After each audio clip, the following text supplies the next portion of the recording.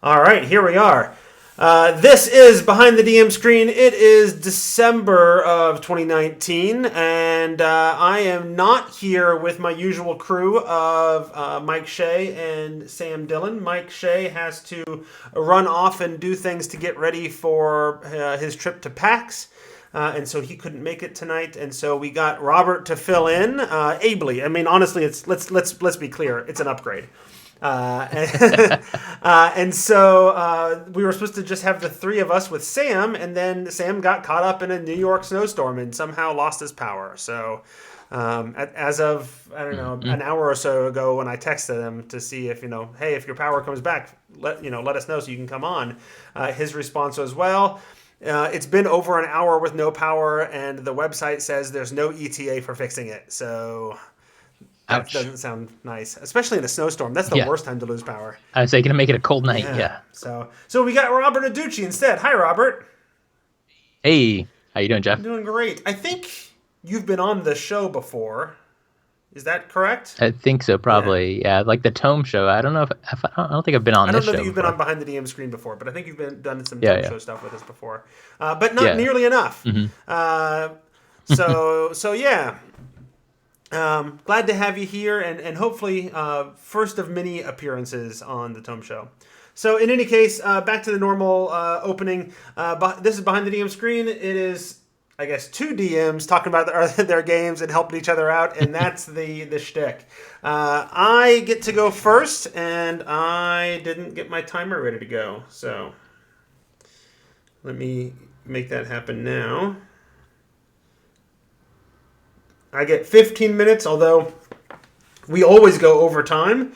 And given that there's only two of us, we could probably go well over time if we really wanted to. Although I don't know that I have a ton of extra stuff to talk about this time around. Normally, in my current group, it's been really nice because we play every week. I've been able to, in my my elderly life now, to convince my wife that was okay. And so we play every week now, every Friday night.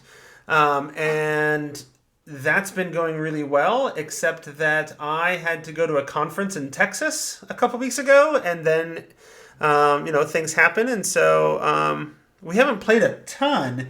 The other reason I don't have as much to talk about is people who have heard the previous episode, which... We're streaming this one. We've started doing that. For those of you who listen to the podcast, we've been streaming our recordings if you want to get them right away without having to wait for editing at twitch.tv/Tome Show. And I usually tweet out about it as we're about to start. So you can look for it there. By we've started doing it, I mean we've done it once, and then we did a test unboxing video of the Platinum Edition of Descent into Avernus that Tracy and I got, that we'll be talking about in a later episode. So anyway, so you make point being, if you're listening to this now, you may be hearing it out of order if you're not waiting for the audio to come out, because I don't think the audio from last month has come out yet. So I talked about last month how I had changed a bit of Dragon Heist. Have you run Dragon Heist, Robert? Yep, I ran it. Sweet. So I changed a bit of it in that I didn't want to use Gralhund, was it Manor or Villa or whatever it is, at the end of the investigation piece. And so I was looking at the DM's Guild product, what is it, the Lost Tales, that some of the adepts worked on, including James and Intercasso, who worked on the book and whatever. I don't know that. Did you work on that one by chance?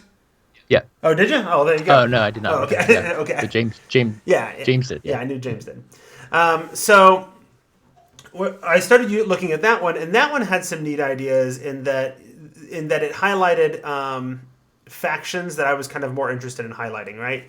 Some of the alternatives in there highlight the Castellanter issue a little bit more, and that's my main villain. It also highlights Brigandareth a little bit more, and that's not one of my main villains, but it's a faction that, if not my players, but between the players and the PCs, there's a lot of interest, I guess, in that that faction because I have one player who's an old school Forgotten Realms fan, and so he's always very excited to see Jarlaxle and Brigandaire show up and that kind of stuff. So there's interest there, and so there's this alternative option there that instead of going to Gralhund Villa, they find the Nim's creation they track it down to sort of a hideout or a safe house or whatever that some drow trying to get back in good with Jarlaxle, has been sort of outcast from Brigandaire, trying to get back in, and so is going through this process of sealing the stone, and now is laying low in the safe house for the heat to die down, so to speak. And then to make things even more complicated, I then relocated that safe house and put it inside of Blue Alley. Are you familiar with that product? Yeah. Yep. Yeah. So I put it in Blue Alley.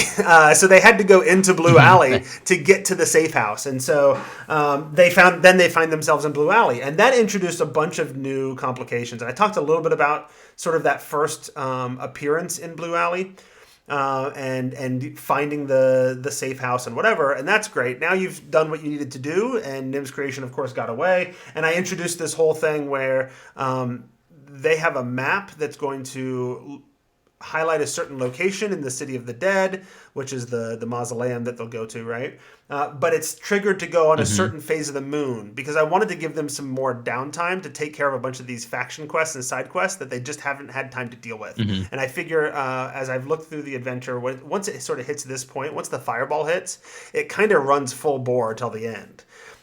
So I wanted to give them some downtime to deal with other things. So that's what I ended up doing, and it ended up giving them a good amount of downtime. There's like 17 days of downtime, and so which is good because I wanted them to have time not just to deal with these faction missions, but to deal with some of the ones that I've introduced from other products that involve them actually leaving the city for a little bit. And so I got into that, and then I ran into this hiccup of I expected Blue Alley to be like an in and out one sort of session thing, and it took 3 sessions to get through Blue Alley. Right? Nice. And they had a blast, so I'm not complaining, other than it just messed up my pacing because I didn't realize it was going to take that long. Right? I do things like I publish an issue of the Waterdeep Wazoo every session. That sort of, talks about some of the things going on in the city, but then it also, every now and then it's like, oh yeah, and here's some things that you've been doing that the city has taken notice of or whatever, like they had the one faction mission where where Brigandaire had them like deliver that article about demon worshippers or devil worshippers or whatever amongst the nobles. And so I actually then had that article in the next Wazoo, whatever. So that's been working really well. They really like it. And then I ran into this problem because they spend 3 sessions in Blue Alley, but it's a total of like 3-4 hours. Like they're not, I can't keep publishing new issues of the Wazoo for the exact same day, right? Right. So I went to there's a Facebook group that's something like Waterdeep journalists, all for DMs who are doing similar types of things, right? They're publishing newsletters and stuff as they're running Dragon Heist, cool. Right? Yeah, so there's a bunch of people there thinking about this stuff. They've got good ideas. I asked them, hey, what would you do? And they're like, well, there's more than one newspaper in Waterdeep. Maybe publish a different newspaper for the same day and see what that different perspective is, right? And then I started introducing this... I've started layering in because I know I'm doing Descent into Avernus next because I bought the Platinum Edition and I definitely want to play with that, right? Yeah, right. so I know I'm going to be moving into that next. So I've started sort of layering in Easter eggs or cameos now that will pay off then. So the second newsletter, I wrote for this day was the Vigilant Citizen, which is an actual Waterdeep newspaper. I looked up actual titles of Waterdeep newspapers, but that's awesome because that's the kind of geek I am. And I discovered that, or I decided that the Vigilant Citizen is actually being funded by the Van Thamper family out of Baldur's Gate, right? So now they've got this. Nice. Now that name is sort of in the ethos. And then the other thing I did was, and I talked about this on the last session, but you weren't here, obviously. They're in Blue Alley. Part of what they do is they're trying to get this unicorn statue from Mert, right? That's the big MacGuffin. And then it turns out when you get it outside of the Blue Alley, the unicorn is alive and it wants to be freed. And I'm thinking, well, but Mert's not a bad guy. Why would he keep this unicorn against its will? And so I played it out as, well, the unicorn actually made a bad deal. And it wants to be free, but once Mert reminds it, yes, but once you're free, you'll get dragged down into hell because you made this bad deal with a devil. Right?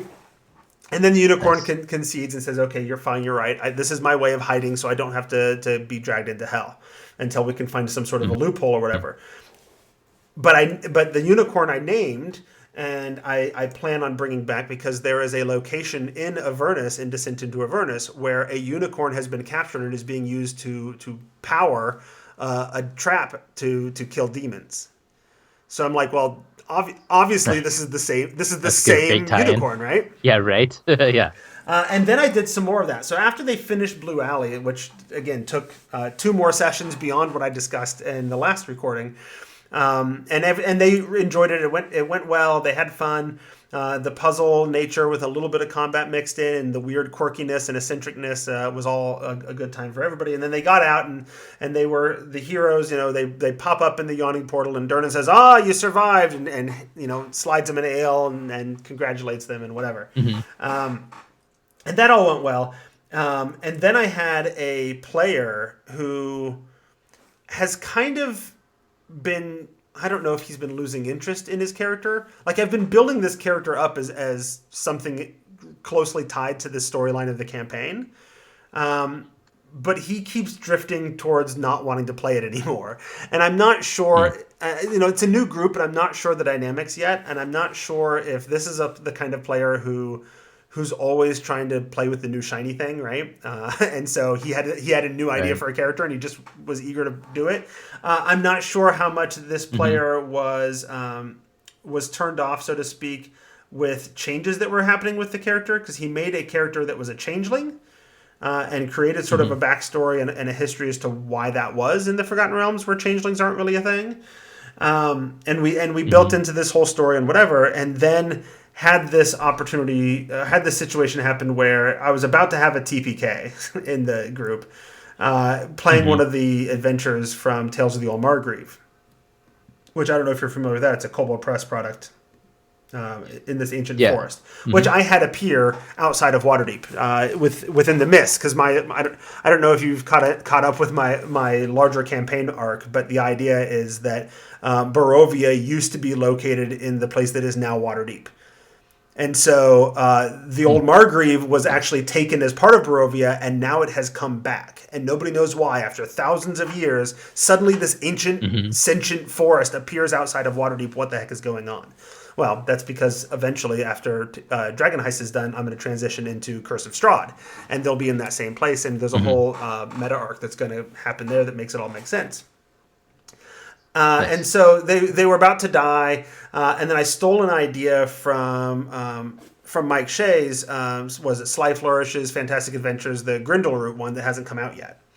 And in that adventure, there is this vampire queen that can speak to the forest. And so I stole that idea and put her in the Margrave and said there's a vampire queen who shows up, and there's the one character who's still alive and has like 2 hit points. And if she's willing to make a blood sacrifice in the form of permanent hit point loss, then the queen, the vampire queen, will give them a fighting chance. And by fighting chance, I meant that I basically gave every unconscious PC was healed D6 hit points, so not much. And the one character who was the changeling, who had actually died already, like straight up dead at that point, I had come back, but as a Damphir, which is sort of the vampire related race from Kobold Press, right? And so I'm not sure if he was like turned off by the change in race. Like he was really looking forward to playing this sort of troublemaker changeling. or if it was just that he built a new character and he was all excited about it. He bought a mini for it and everything. So, oh, no, I'm not planning on changing. I'm not planning on changing. And then 2 weeks later, I think I want to play this new character. Yeah, we all saw that coming, So, so there was a little bit of like conversation there. Like, is your character sincerely like wanting to run off and do her own thing and deal with this thing of trying to find the wizard that cursed her mom and became the first changeling and whatever, or how much of it is just you as a player are interested in changing characters? Because I'm not going to force somebody to play a character they're not interested in, right? Right. And so I built in this whole thing like. I let him run off into Undermountain. He found the wizard that cursed his mom, and it turns out the wizard is Hallister, right? The Archmage of Undermountain, who, in my larger mashup story arc, is actually the champion of one of the dark powers of Ravenloft, who's escaped. If you remember the Amber Temple, one of the sarcophagi has been busted open. Well, the story is that sarcophagi has been busted open, and that dark power escaped into Faerun and has been manipulating situations and using Hallister as a champion for thousands of years, right? Nice. So it's all coming together and working out. And so Hallister meets with this character, and it's all like, hey, I can totally fix you, but it's not going to be free. You can either work for me as my apprentice for the next 10 years, well, that's not likely to happen, right? And I knew that. Or something is going to happen to you in the near future. It may be tomorrow. It may be in 6 months, but something is going to happen to you. You're going to be taken away by the mists, and you will serve as my agent in that situation. And the way you need to do that is to make sure you come home, right? Because in coming home means defeat Strahd. Barovia comes back.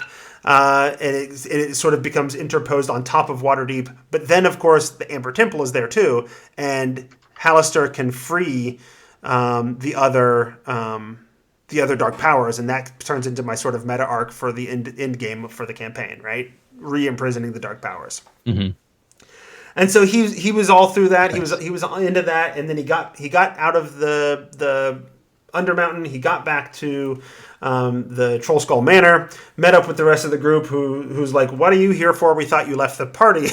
And he's like, yeah, well, turns out I'm okay here, but actually I'm still leaving tomorrow, because it turns out the player was like, as much as I ingrained this character into the story, the player was like, I want to go play my new Dwarven Barbarian, right? And so... So we played that out, and so that other character is still running around, and I think I plan on using that character in the future, if not as a backup as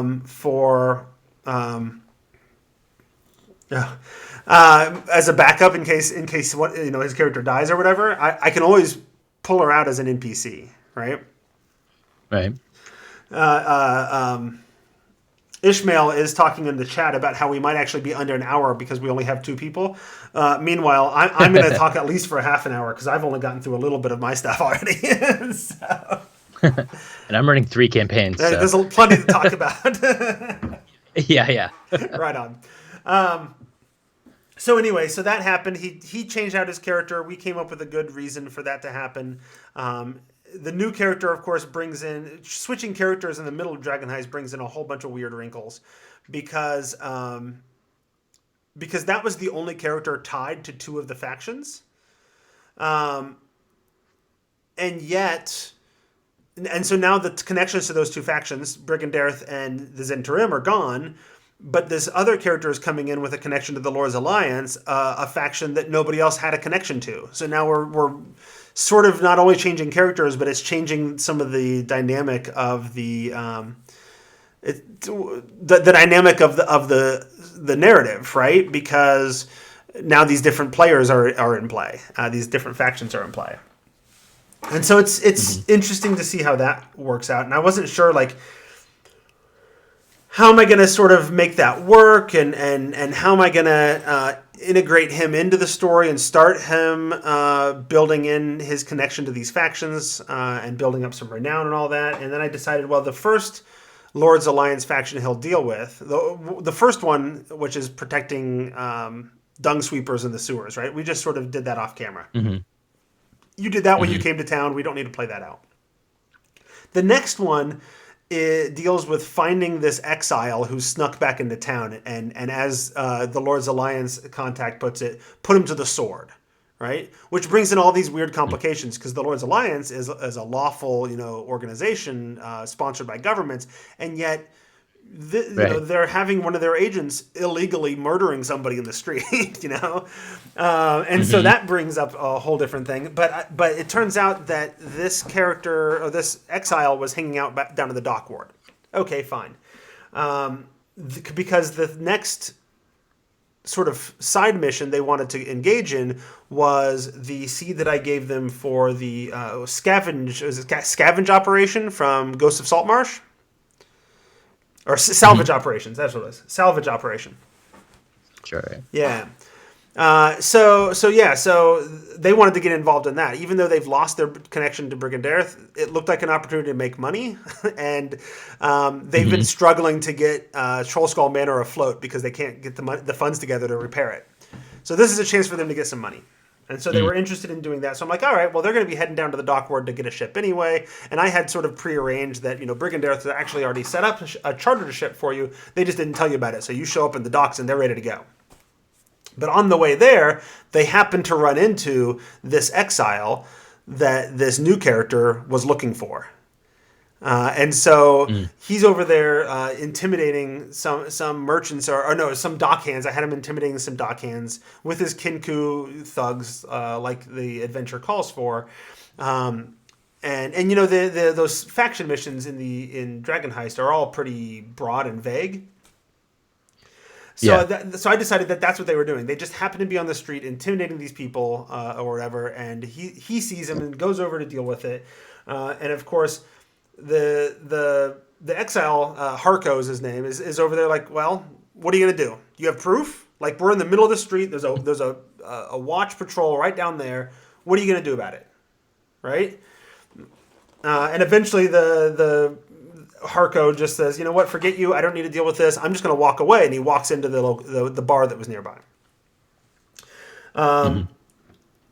And so they run down and get the watch themselves and be like, hey, there's an exile in there. You should do something about that. And they're like, okay, well, go get a magistrate and some more and get some backup so we can go into here, find this guy, storm in, grab him, do what we need to do.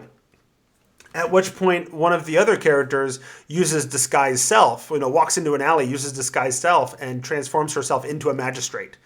And comes out and plays the part of a magistrate, and so they go in, they drag the guy out after some good rolls, and checks to make that happen. They drag the guy out into the street. The Kinku flee out the back door, so they just got the main guy, and they're like, oh, magistrate, you're here, great. So I suppose we should take this guy in and gather the evidence and figure out what's going on. Look at the records, see if he's actually an exile or whatever. To which the PC who's acting as a magistrate is like, oh, no. I remember this guy. I was there the first time he got exiled 3 years ago. Execute him now. And they're like, we're not sure about that. And they're like, okay, you there, the dwarf who had the mission to kill him, right? You execute this guy right now. Ta-da! So they kind of got what they want and then walked away through deception, right? They managed to kill him right in the middle of the street, surrounded by the watch, but pulled it off. They then get to the docks. They figure out where they're headed. They head out to the salvage operation, and they work their way. Like I don't know if you're familiar with the salvage operation adventure. I've heard of it, but I haven't really read it. Okay, so the idea is you've got a derelict ship, right? This ship was carrying something important. It was a cargo ship or whatever. It got caught in a storm like years ago, blown off course, stranded on an island, attacked by orcs. Some of the orcs then took over the ship and were using it as their home, but also they were Lolth worshippers. And so, whatever. Then they were being attacked by their enemies on the island, and they just sort of lifted the anchor and let the ship sort of drift off out into the ocean. And it happened to end up not too far away. Brigandere sees it and says, hey, we recognize that ship. I changed it out so there wasn't a merchant that needed the documents, because the documents on the ship were like deeds and financial notes and whatever that would be valuable to this merchant. I decided instead it was deeds and notes owned by Brigandere, showing that they owned property in Waterdeep, in Luskan, and in Minzo Baranzan, so 3 areas that of importance to them, right? So they needed to go and get this magical box that was all sealed up with these notes in it, and anything else you find that you can salvage is yours, right? That's sort of the gist of the adventure. And then the trick is you work your way down the ship to the bottom of the hold where this box is, and you're going through and exploring and gathering stuff up, and you're running into, like, there's a lot of weird spider things in here, and now there's a druid orc that we've run into, and that's strange. What's going on? But then it takes a real twist when you get down into the hold, which has some gas in it. You fight off the gas, but the sound of fighting off the gas attracts the creature that first derelicted the ship, which was a giant octopus that was been just hanging out under the water waiting for the ship to sink.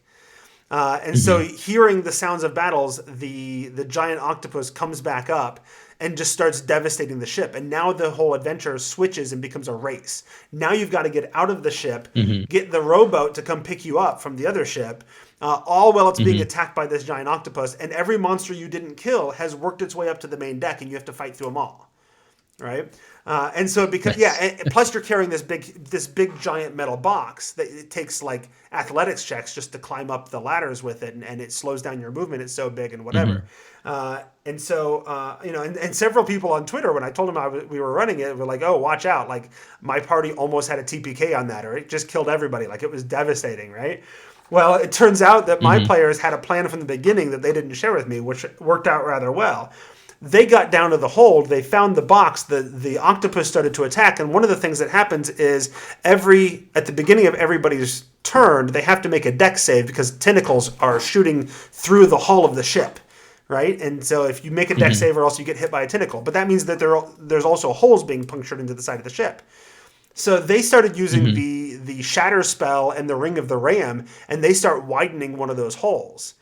The druid in the party shape changes into an octopus that's strong enough to carry the chest by itself, albeit slowly, and just swims it out that hole, and everybody else escapes out that way. And they skipped the hole, like racing out the top of the ship and waiting for the rowboat, and they just went straight to the water. Right? It was actually pretty brilliant. I was very, very happy with them coming up with this brilliant idea. And then they get back on their ship. The ship's actually going to drop them off at the coast because one of the other side quests that I stole, faction quests that I stole from another product, I stole from Mike's Sly Flourish's Fantastic Adventures. The first collection of adventures is the Cult of Dusk. And I decided the location of that adventure was going to be actually right off the coast near where this derelict ship was. And so they're like, oh, well, we're close anyway. Let's just pay the ship a little bit extra, take it to shore, hop in, do this real quick, and then get back in the ship to go back to Waterdeep. It'll be fast and easy that way. But I figured, well, there's no way Brigandere isn't interested in sort of keeping an eye on this thing and making sure that things go the way they want it to go. These documents are important to them. I even had the box marked with a stylized J. I'm throwing in all these hints about Jarlaxle, but they, because the one player knows of Jarlaxle but hasn't hasn't clued in that they've been interacting with Jarlaxle this whole time. So anyway, the Scarlet Marpenoth was following them the whole time. So the submarine sort of submerges next to the ship as they're approaching the coast and says, "Oh, great, you found the box. We'll take that now." And they're like, "Oh, okay, fine. So here's your box. They open it. Was it Captain Zardoz Zord?" Opens up the box and is, let's make sure everything's here, and finds all the documents. Here's this thing from Minzo Baranzan. Here's the documents from Luskan. And it all looks like it's, and this puzzle box is here too. I guess we'll just sell that off, right? And that's me layering in some more hints for Descent into Avernus, right? It's the infernal puzzle box from that adventure that Brigandere doesn't actually care about or doesn't want. But they've got it, and it'll be so the players have seen it. It'll be sold off, and then it'll show up again in the next adventure. So I'm happy with the way that's going. Nice, yeah, that sounds cool. Yeah, and that's sort of where we left off. is they were just about to go ashore. They'd just given up the box to Captain Zardoz Zord of the Scarlet Marpenoth, and they were about to go run. What was it, the Cult of Dusk from Sly Flourish's Fantastic Adventures.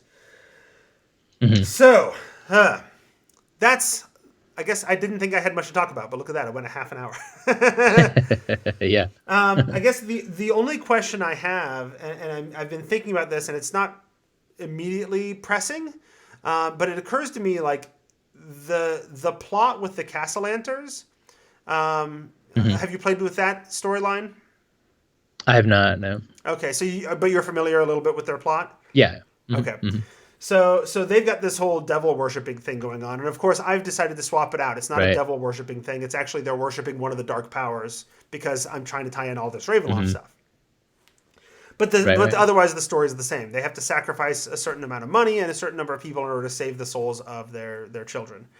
It's a really kind of a cool, tragic, very Ravenlofty storyline, right? Sure. But I'm afraid the way it's written, I don't know that it's going to come out or be evident at all. And in fact, I think you could get through the whole thing and never actually go to the Castellanter Founders Day celebration that I've been pumping up this whole time through the newsletters and other things. Yeah. So I'm curious if you had any thoughts in terms of how to start integrating that and making them realize what's going on. Because I feel like we're reaching a point where it would be useful for them to actually start figuring out what's actually happening. Yeah, so I don't. I haven't read that fully. That because we played with the Xanathar kind of section, and so I didn't really read fully the other ones. But what I would suggest would be maybe have an NPC just sort of, ask them like, hey, are you going to go to this thing or whatever? Invite them or whatever, just to give them a reason and kind of check their temperature to see if they, if they remember that from you talking about it or any of that kind of stuff, and then you can kind of see where they're at, maybe feed them more information, or like I said, have them invited specifically. Yeah, so they've actually to at least kind of get. I've actually already had them invited.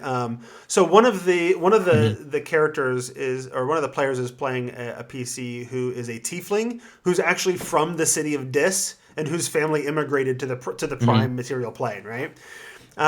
And one of the other families that immigrated with them at the same time included this individual who's like her personal rival, always trying to outdo each other, sort of thing.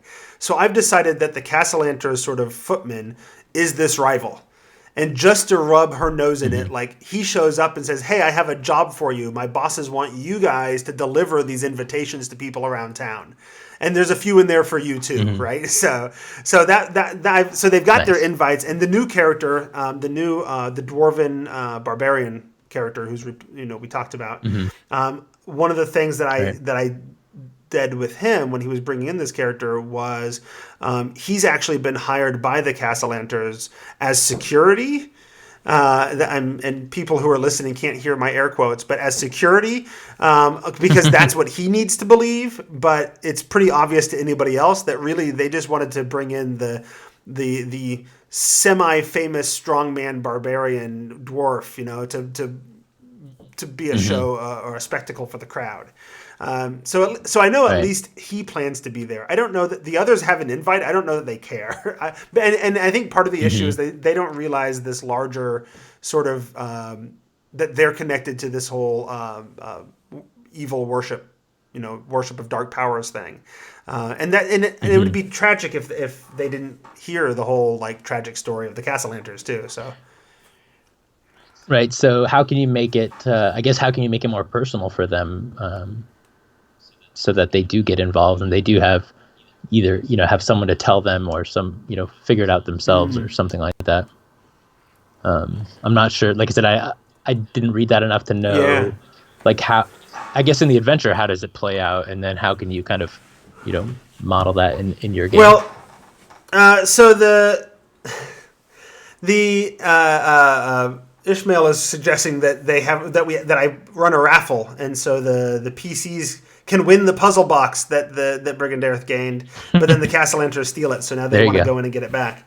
That might be fun too. In terms of getting them to care, your question made me think of a few things, and I think there's two directions I could go with it that might help.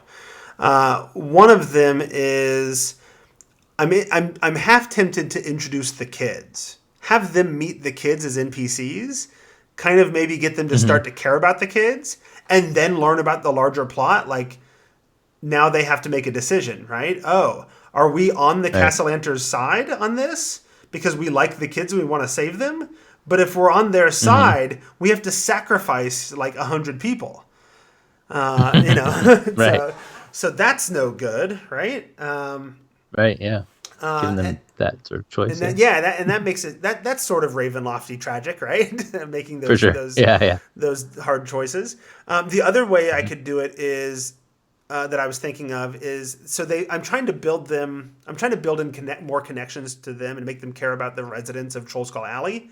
Because when I transition them into Ravenloft, my plan is to actually like suck the whole neighborhood into the mists. And so now they have an even more reason besides wanting to get themselves back home. Now they have to save all their neighbors who are trapped in Barovia. And so I want them to care about those characters. So part of me wonders if I couldn't have one of them, for whatever reason, get invited to or plan on attending the celebration, and then the characters find out that everybody who's there is actually going to be used as a sacrifice, right? And now suddenly they care about running in and stopping it beyond normally, like whatever, because now this person they care about might be sacrificed. So I just have to get them to care about somebody. Right now, the only person they really care about is the bodyguard at the jeweler shop next door. Who the tiefling has decided that she's struck up a fancy for and has asked him out on dates, and he's totally not like, he's shocked. He's like, whoa, my game doesn't work. Why is this girl interested in me? Sort of thing. So it's been fun to play that out. But yeah, part of me feels like I lean on him too much. So maybe get that. I was going to say maybe get that character somehow involved with one. And to have at least two of the characters involved with that one character to make it more interesting. Yeah. So I think there's some good ideas there. I think that question spurs a line of thinking that should be helpful to me. So, but I've gone way over my time, like 15, 20 minutes over my time now. So we should give you a chance to talk on your first appearance on Behind the DM Screen. So before we switch over to Sure. Robert, I want to mention to people that if you want to support the show, you can go shopping over at Amazon just like you normally do. But if you go through the links at thetomeshow.com, then we get a little bit of we get like a few pennies for each dollar that you purchase or whatever. And I spread that out amongst all the people who contribute to the show. And you can also do the same thing with the links to DM's Guild, and then I use that to get products that we review in some of our PDF review episodes and that kind of stuff. So you can support us that way. All right, Robert, should I even bother starting the timer since it's just the two of us? you tell me. You go ahead. You go ahead, and I'll just tell you when your time's running. Running low. All right. So I've got a few campaigns. I run a couple that are part of my Patreon, and then I also have a home game. So the first one is a Waterdeep game. So I'll start with that since it kind of ties in.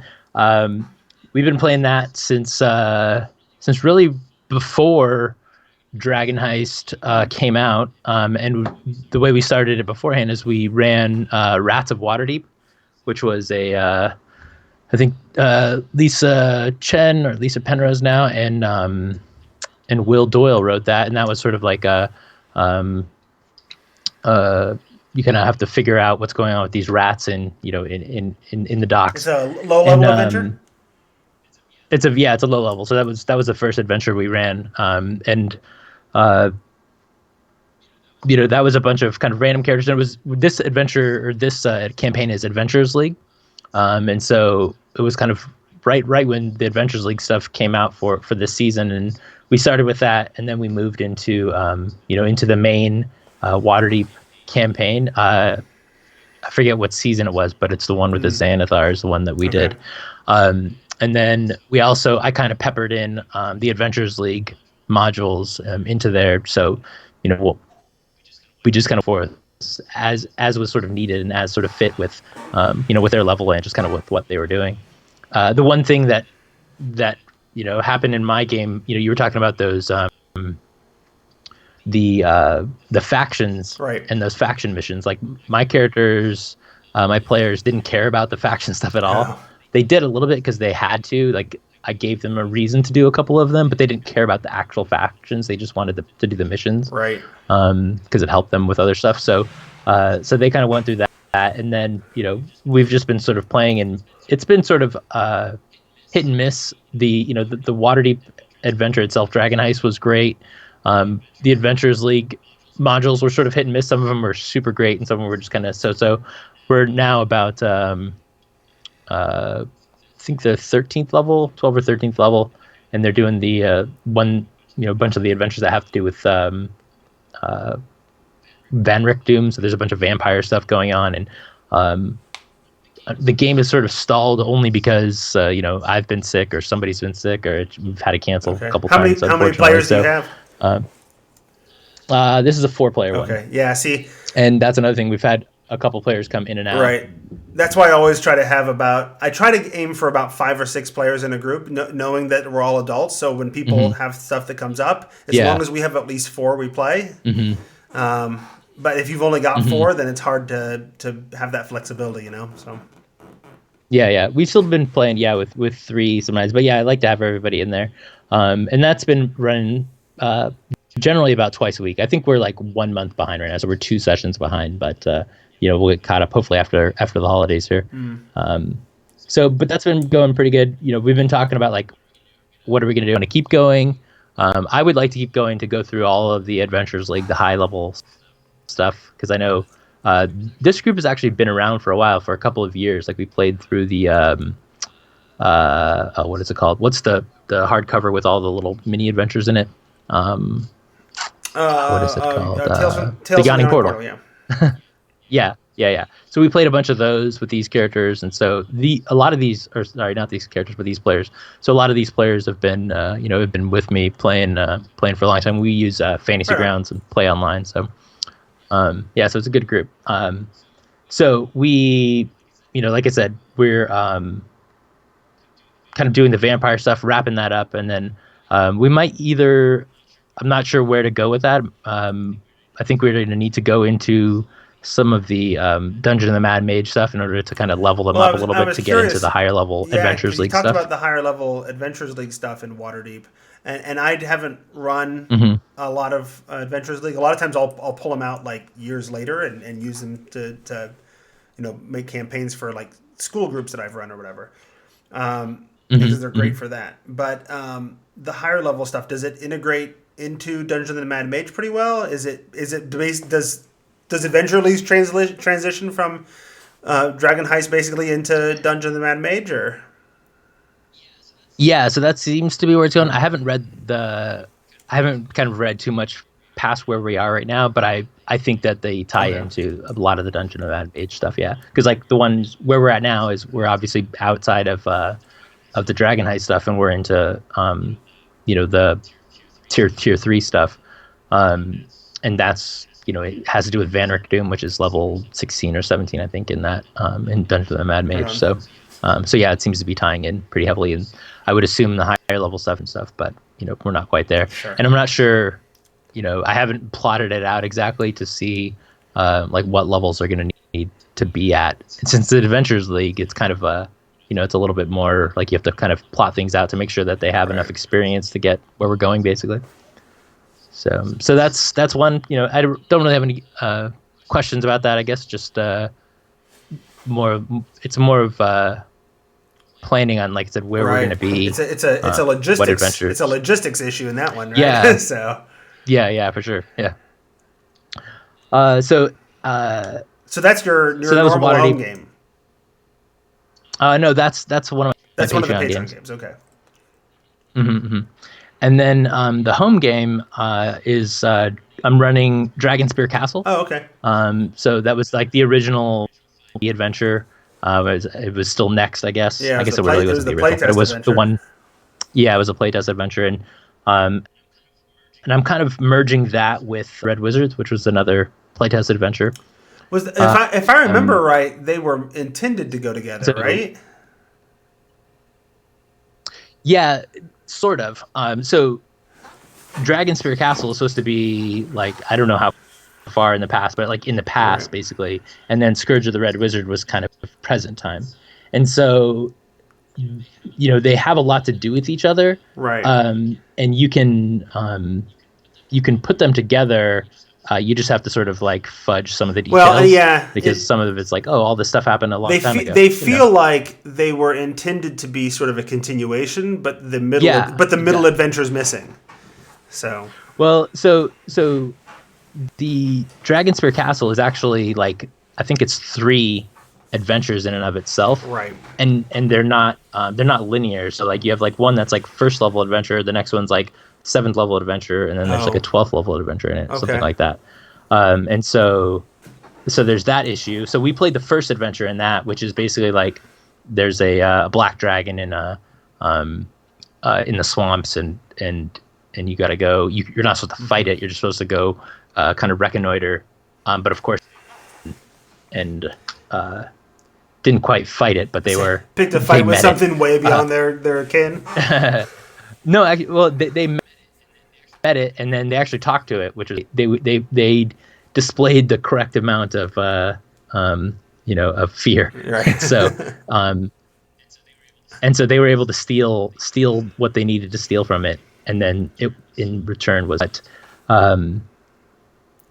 So they played through that adventure, and then we've switched now to Scourge of the Red Wizards, which I mean years ago, and it's fun with this group because this one is not Adventures League, and back then it was, it was Adventures League, so we ran it by the book kind of thing. All right. But this is more like more home style. So we've been kind of going all over the place. They're finally kind of starting to get into the adventure where they're understanding, like they're starting to see it progress, because that adventure is very much like kind of very it's not really sandboxy. I guess it's sandboxy, but it seems like there's a lot going Right. on, and so to do stuff, but they don't know, like they don't see where it's coalescing yet, but they're starting to see Well, that. that's the giant So that's mega dungeon, right? Isn't that it turns into that, yeah, Yeah. at the end. Mm-hmm. I Yeah. mean, that's a really big Yeah, and dungeon. I'm not sure how I'm So- going to run that. Yeah, I'm not sure how I'm going to run that, because that that was made to run it with like a whole bunch of groups at it's once. sort of an epic, right? Yeah. So I might the sections and have them run through it. Another kind of issue I was coming up with this game is that I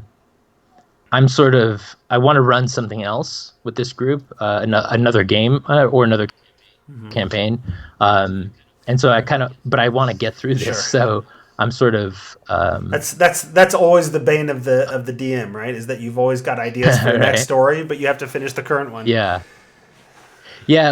Well, so I mean, I've been running I've been running published adventures for so long, for like the past 5 years, and I kind of want to do something that's just made up on my own. But I also want to finish it because I know these people they like their characters, and they want to see them Right. progress. So like I don't want to just stop the game and like jump to something else. Right. So what I was thinking about doing was kind of going the way that Shadow the Demon Lord does it, and then now Adventurers League is starting to do it, where basically like every session you gain a level. But that seems a little bit too fast, only because like the last dungeon they were in kind of took 2 sessions to go through. It's going to take 2 sessions, and so it feels like they shouldn't go up 2 levels within that. So I think I'm just going to do the milestone thing where, when I think they're ready, every 1 or 2 sessions, I'll level them. That way we can kind of get We where we did need that to back in the 4th edition days. We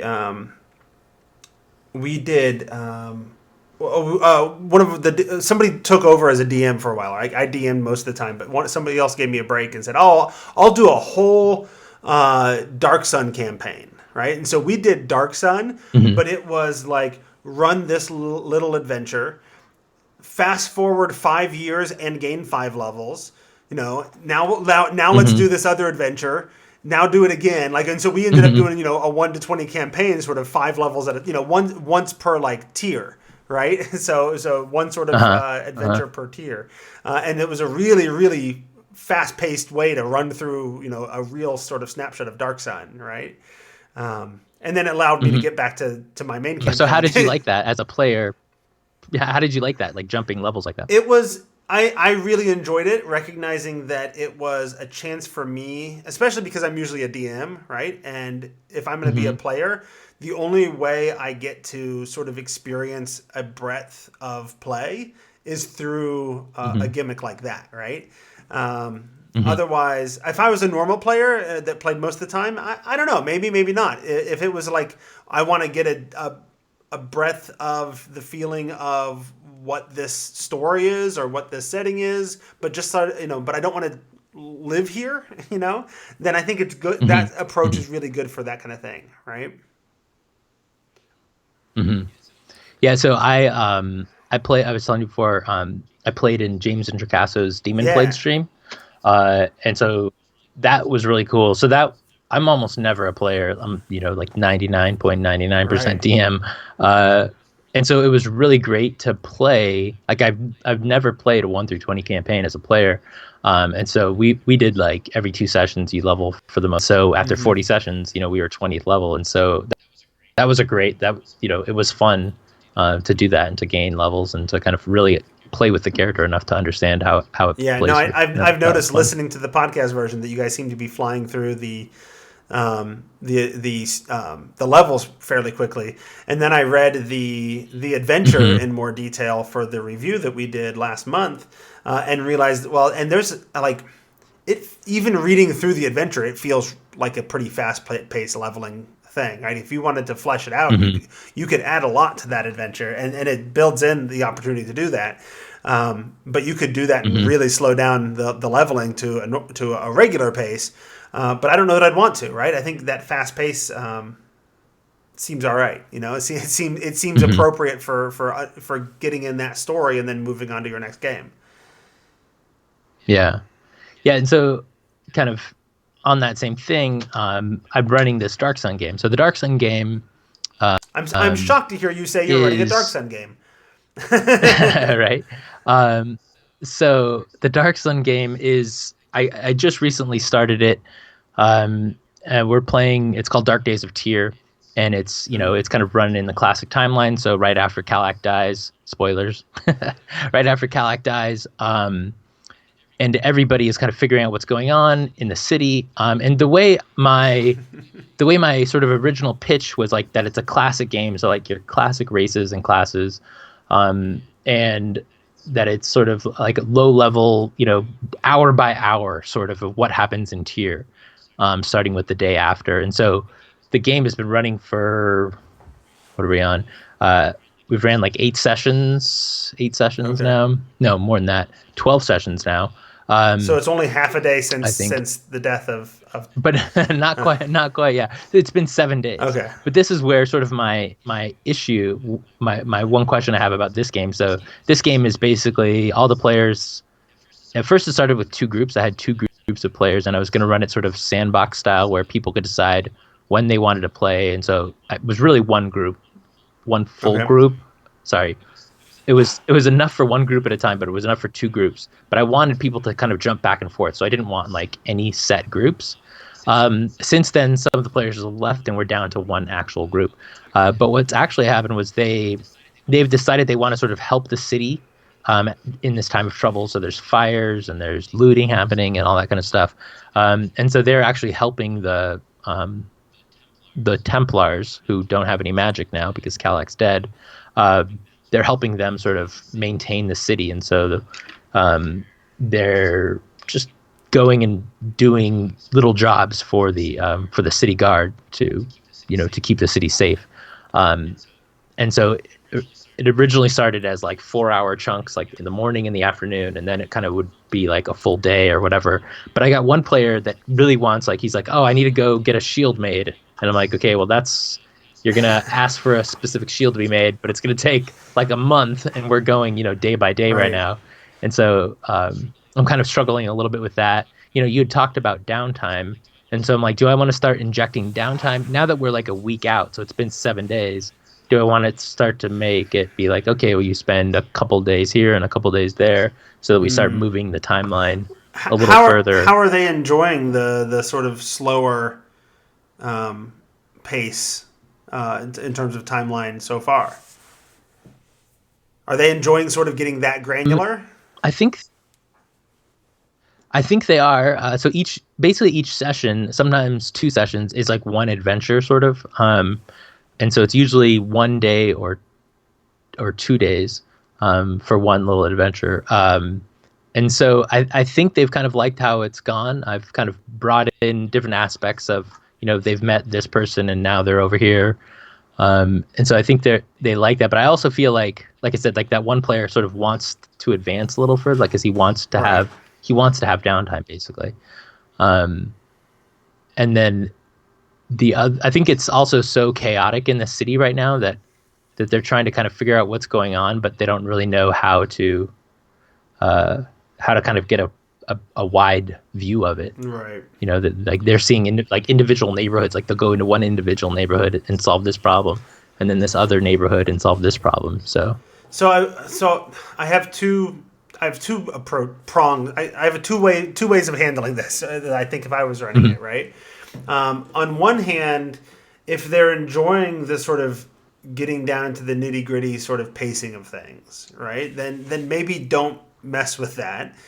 But clearly this this player is indicating an interest in, at least in like, you tell me, are they interested in the process of sort of custom ordering their own shield, or do they just want the shield? Mm-hmm.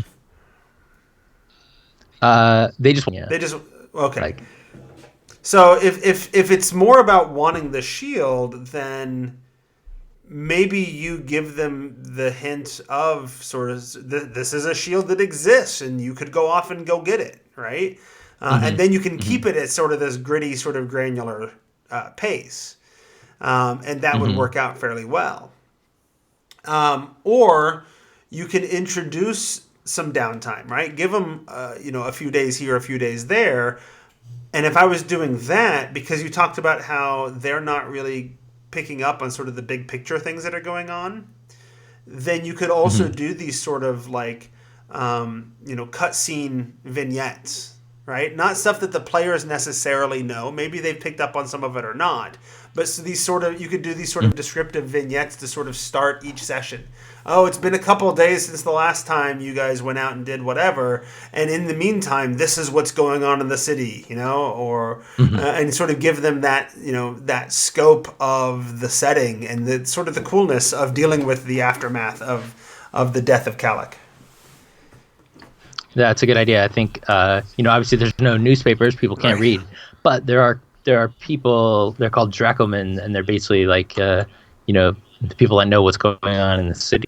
So it would be good to maybe they know one of those people and they can, give them the news. Maybe that's their next adventure, is that they end up doing something where they rescue one of these people, and now they've got this contact that they care about, But then this person cool. also gives them a little tale every session. I like that.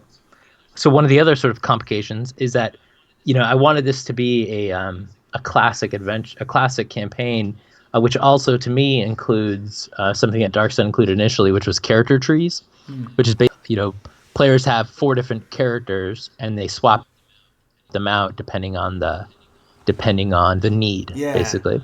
And that's kind of worked on different levels for different players.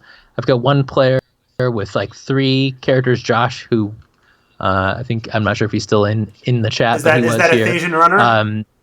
That's a Thasian runner. Yep, that's Josh. So he's got 3 characters. He recently they're all cool characters. When you started talking about this campaign, he gave you a woohoo, Athos for life. And now he says he's still here. Yep, there you go, still here. Yeah. So he's got 3 characters, and he's kind of switched them out a few times, which is awesome. They're all great characters, and then there's another player who's who's only played 1 character, hasn't played played any other characters. And then there's one player which he's told me, he's like, I only really want to run this one character. He has a couple, but he's also said he only wants to run one. So that kind of puts it somewhat, I kind of wanted a bunch of like rotating characters. And so that's makes it also a little bit more complicated as to, So you have how many players total? This one has like 6 players. And then how many characters total? So right now, I don't know. I'd have to look. I think we have like 10 characters right now, 10 or 11. So not everybody has multiple characters, and you said one player has 3. No. I guess. Yeah. How are you doing leveling? Are you leveling through milestone or? So this one is it's basically every 3 sessions at lower levels, or every 4 sessions at lower levels. So tier 1 is going to be a level, and then it kind of slows down as you go up in tier. Okay. So no, it's not milestone. But because granted, the same thing that you do with any organized play, you want to reward people for showing up, and so the people that show up more and play more, they get to their character will go up. Well, I mostly ask because my inclination is to say if somebody wants to play one character while somebody else wants to swap out and play 3 characters, I guess my inclination would be to let both players play the way that they're having fun, right?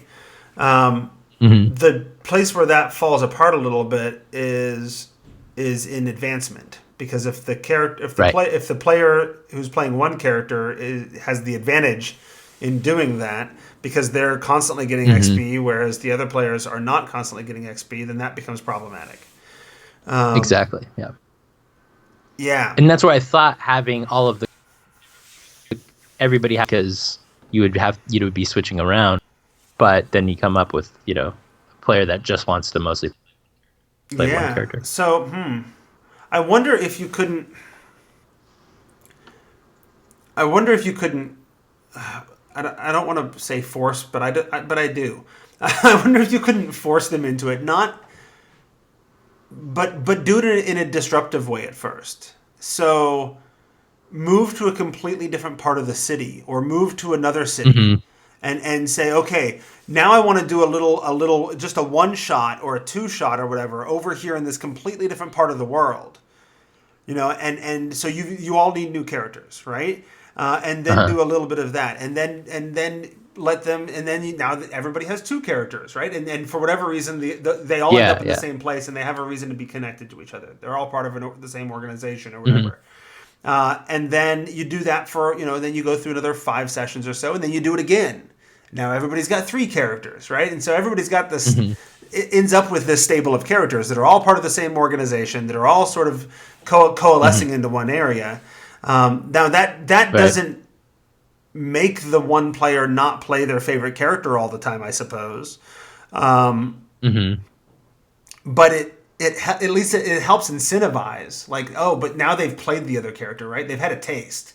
Maybe they'll stick with it. Right. I think I might also, to avoid those other issues, I might create a XP, like something in the XP to slow it down. I'm thinking back to the 2nd and 3rd edition days of D&D, right? Where certain races gained XP and certain classes slower or whatever. Yeah. And just be like, look, if you're the highest level PC in the group, then you take you gain 10% less XP for the session. If you're 1 level higher than the next highest level person, then it's 10%. If you're 2 levels higher, it's 20%. Or and just sort of scale it that way, so at least then it doesn't get too out of hand. But I think I would hold off on that. I'd start by incentivizing them. Here, jump around. Here's your different characters. Now you've got a library of them, whether you like it or not, right? And then if they're not doing it, one of the ways I did that. Yeah, go ahead. So one of the ways I did that was the player has a half giant, and so they're big, and so they went into under tier, and I was like, well, your half giant's gonna have trouble down there. It's tight, it's basically dungeons, but small dungeons, caves and whatnot, and so that sort of helped a bit, and they need to go back there again. So that's one way, but that's only gonna last for so long. Although I do have a number of adventures that they can play down there, so it might help for a bit. And the other thing, there was something else I was gonna. Athasian Runner points out that I don't know, but Athasian Runner is pointing out that you also give other PCs in the tree a bump whenever one of them levels or whatever, and that helps out sometimes too. Right.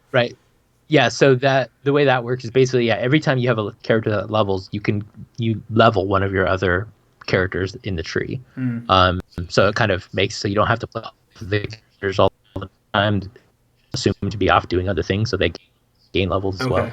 Okay. But I was thinking that you could also, I could also say like if you do want to spend downtime to get your thing sort of faster as a when you spend downtime, that is actually going to take you out of the campaign for that long. Like, so if it's going to say it's going to take a week for his thing to be done, he wants to get it, what basically the next time he plays his character, a week of downtime is going to be a week of game Right. time essentially.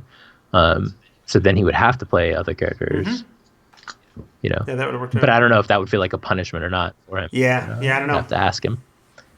Yeah, there's some So things to chew on there. yeah. So it's a great game. I've been having a ball running that, and I'm excited.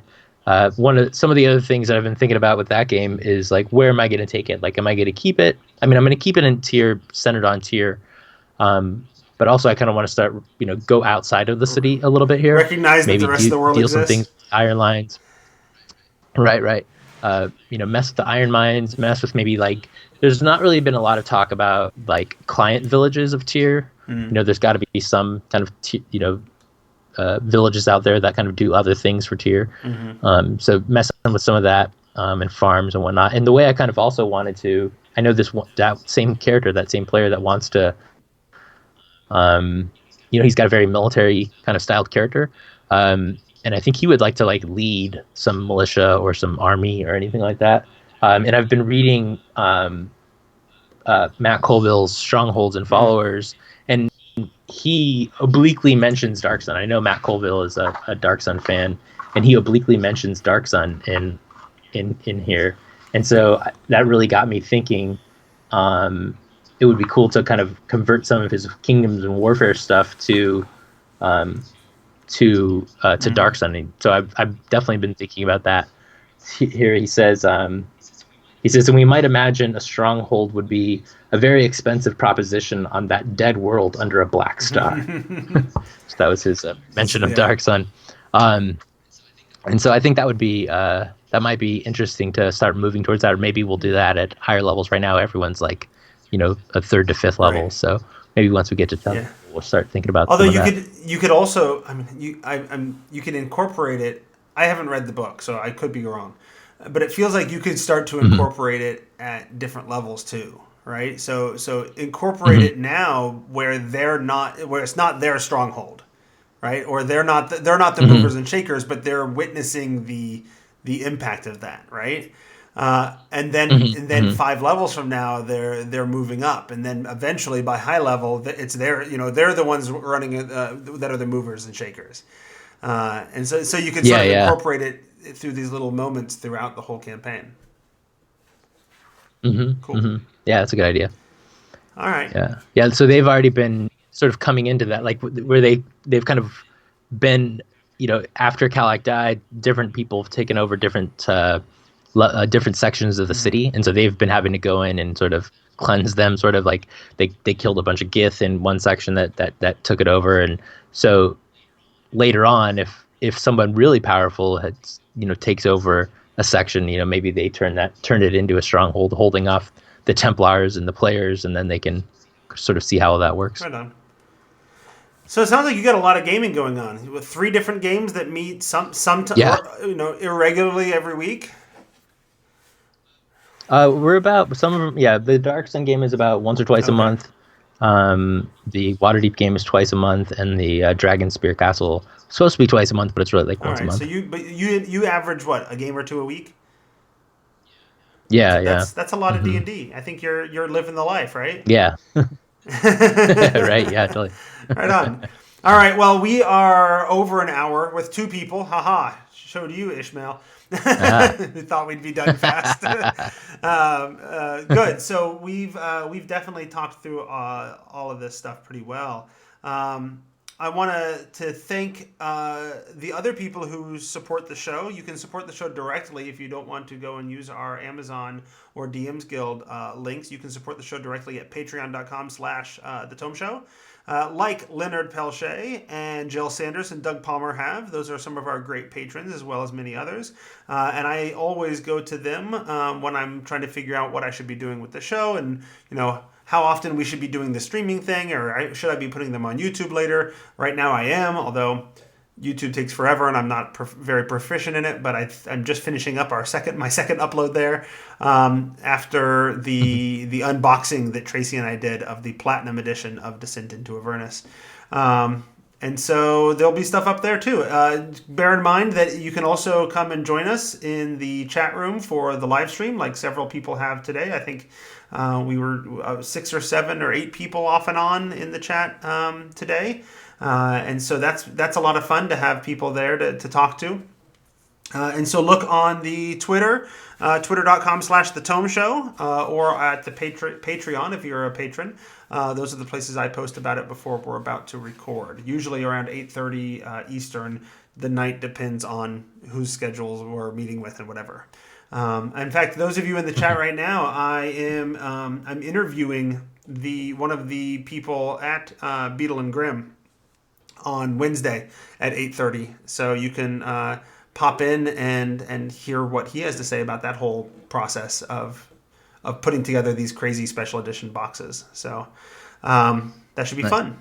All right, did I talk about everything? I don't know. I might have. I usually don't do a lot of stuff on at the end of Behind the DM Screen. Oh, the one thing I do want to mention, if you're listening to the or if you're watching the live chat, or if you're watching the video, obviously this is raw and unedited. I'm not doing any video editing. It's all just going out live as we do it.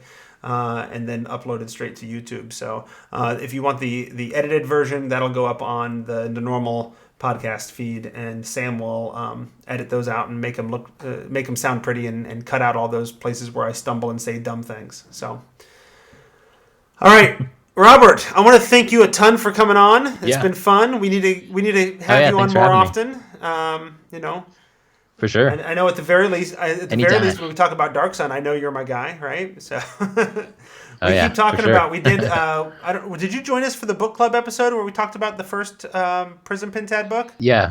Yeah, and we keep talking about going back and doing the second one. So we might still do that sometime and tap you to join us for that too, to lead the way. Yeah. I'm sure you've read it 5 or 6 times by now, right? Yeah, and actually, I just listened to all of them on Audible again recently. Yeah. Sweet. Mm-hmm. All right. Well, if people want to find you, since you're a guest here and not one of our regulars, where should they go to find you? Yeah, so you can find me on Twitter at Radu76. You can find me on Facebook. I'm in the Dark Sun group. Look for the big Dark Sun group on Facebook. You can find me at athos.org, which is the Dark Sun website. There's arena.athos.org, which is where we chat about Dark Sun stuff.